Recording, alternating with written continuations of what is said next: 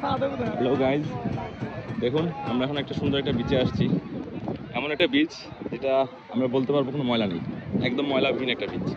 বাংলাদেশে যেটা খুবই দুষ্কর, পাওয়াই যাবে না, যদিও এটা বাংলাদেশেই।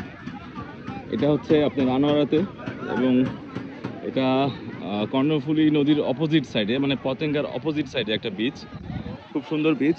আমি এখানে পড়াশোনা করছি আনোয়ারাতে, 2 বছর পড়াশোনা করছিলাম। তখন আমরা প্রত্যেক ফ্রাইডেতে আসতাম। তখন আসলে একটা কাকপক্ষীও থাকতো না, আমরা 20-25 জন আসতাম, সেই 20-25 জনই থাকতাম, পুরো সমুদ্রটাই আমাদের মনে হতো। বাট বাংলাদেশি মানুষ বলে কথা, উইদিন 4 or 5 ইয়ার্স মানুষ এক্সপ্লোর করে ফেলছে এই জায়গাটাকে।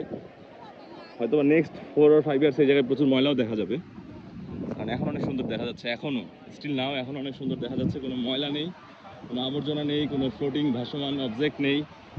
তো আরেকটা কথা না বললেই নয়, আসলে নেচারটাকে, নেচার বলেন কিংবা যাই বলেন, এই প্রকৃতিটাকে আমাদেরই করতে হবে আসলে সংরক্ষণ। এটা প্রিজার্ভ করার দায়িত্ব আমাদেরই। আমরা যদি পলিথিন না ফেলতাম কিংবা প্লাস্টিক না ফেলতাম, তাহলে আজকে হয়তো বা কক্সবাজার বিচ বলেন, সমুদ্রের পার বলেন কিংবা যে কোনো পার বলেন, সেটা অনেক সুন্দরই থাকতো। কিন্তু ময়লা আবর্জনা আসলে সেই সৌন্দর্যটাকে ওইভাবে ফুটিয়ে তোলা যায় না। দেখেন এই বিশাল সমুদ্র, সূর্য অপোজিট সাইডে, মানে পশ্চিম দিগন্তে আর কি মিলে গেছে। সানসেট অলরেডি হয়ে গেছে, খুব একটা সুন্দর একটা চাঁদও উঠে গেছে, সেটা ঝাবনের ভিতরে একটু দেখা যাচ্ছে, যদিও আপনারা দেখতে পারবেন কিনা আমি জানি না। চাঁদটাও খুব সুন্দর।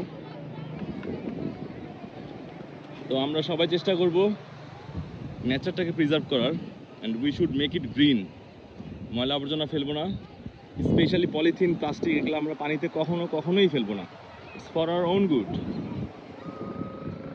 ওকে, সবাই ভালো থাকবেন, সুস্থ থাকবেন এবং দোয়া করবেন আমার জন্য। বাই বাই, আল্লাহ হাফেজ।